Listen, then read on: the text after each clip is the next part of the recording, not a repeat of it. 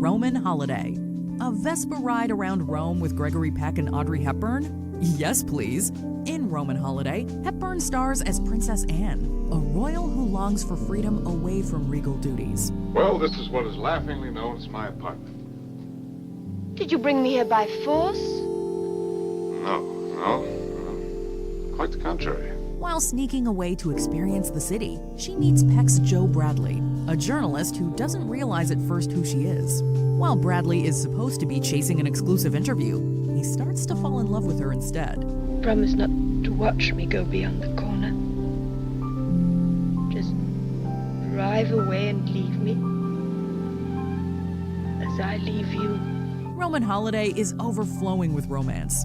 The chemistry between Peck and Hepburn leaps off the screen, and the end leaves you with a sense of bittersweet yearning. Joe Bradley, American News Service. So happy, Mr. Bradley. Number 7, Rebecca. Well, I'm the best judge of whether you belong now or not. Of course, if you don't love me, that's a different thing. Fine blow to my conceit, that's all.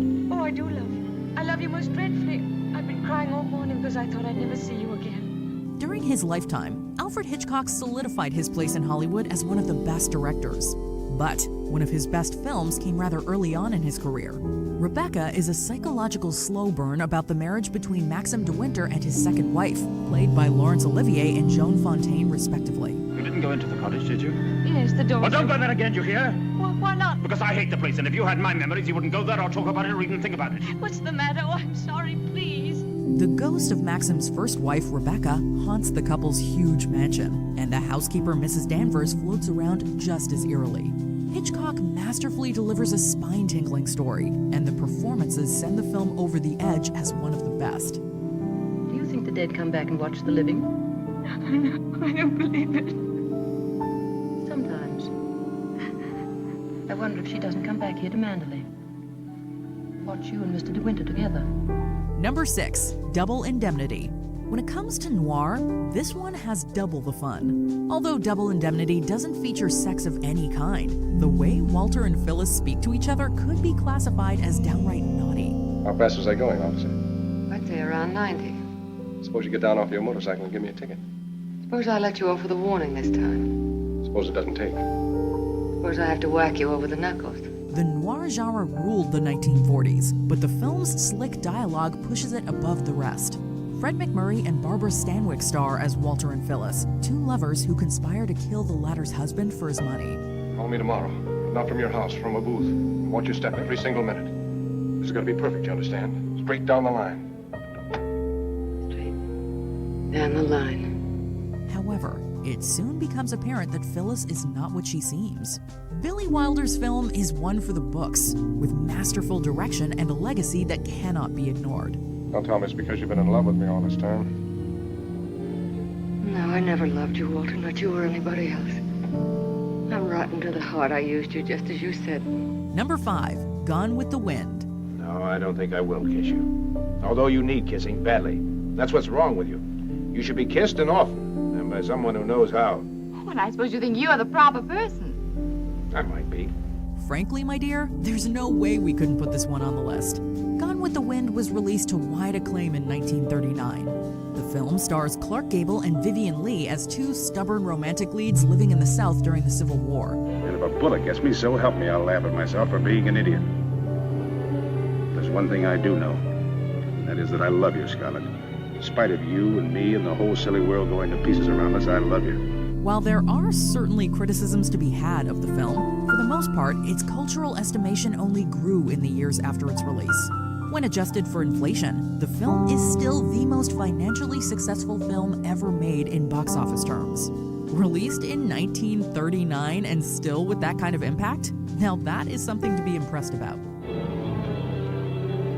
Red, you go. Where shall I go? What shall I do? Frankly, my dear, I don't give a damn. Number 4, It Happened One Night. By a strange coincidence, I was thinking of you. Really? Yeah. So much flirting ensue. Gable and Colbert definitely contribute to the film's whimsical, slapsticky charm, but it's also got a great script to match. Aren't you going to give me a little credit? What for? Well, I've proved once and for all that the limb is mightier than the thumb. Number 3, Singin' in the Rain. Good morning, good morning. It's great to stay up late. Good morning to you. When it comes to movie musicals, you can't do much better than Singin' in the Rain. Gene Kelly almost single-handedly changed the game for movie musicals, expanding the imagination of what they can do. His innovative ideas hit a fever pitch in 1952's Singin' in the Rain. You mean it's gonna say up on the screen that I don't talk and sing for myself? Of course, what do you think?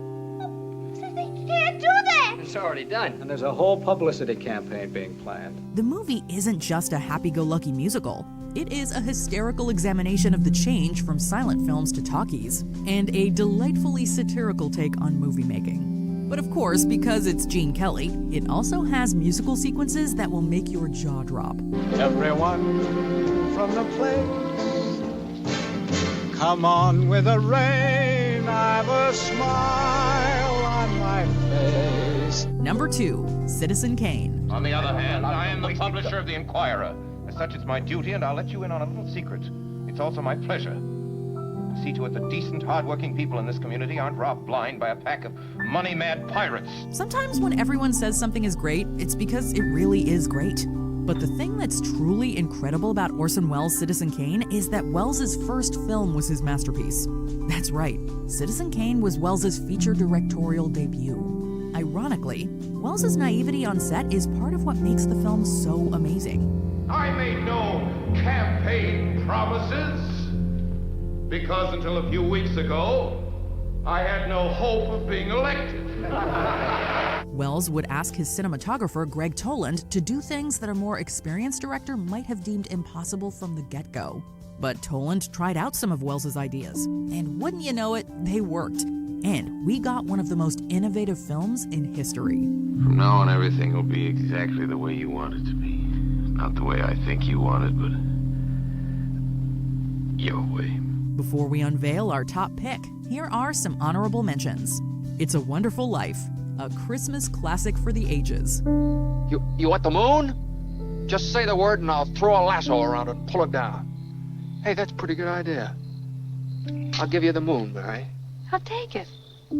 Sunset Boulevard. The pictures never looked this good. You're Norma Desmond.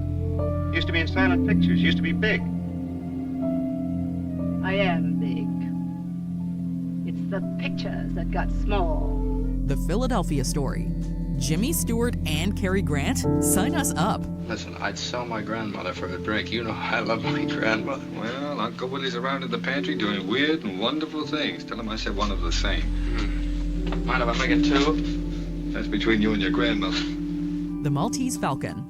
One of the most iconoclastic noirs. What is it?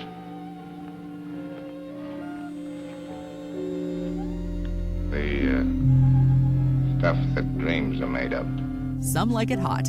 We sure like it hot. Go back to where the millionaires are. The sweet end of the lollipop, not the coleslaw in the face, the old socks, and the squeezed-out tube of toothpaste. That's right, pour it on. Talk me out of it. Before we continue, be sure to subscribe to our channel and ring the bell to get notified about our latest videos. You have the option to be notified for occasional videos or all of them. If you're on your phone, make sure you go into your settings and switch on notifications. Number 1, Casablanca. If that plane leaves the ground and you're not with him, you'll regret it. Maybe not today, maybe not tomorrow, but soon and for the rest of your life. But what about us? We'll always have Paris. We all go to the cinemas looking for magic. Every once in a while, a movie comes along that gives you that magical feeling and then some. Casablanca hit theaters in 1942, and funnily enough, wasn't a massive runaway hit upon its release. The movie did well initially and was respected enough to win Best Picture at the Oscars that year, but as the years have gone by, critical and popular esteem has grown in spades for this World War II romance. Of all the gin joints in all the towns in all the world, she walks into mine.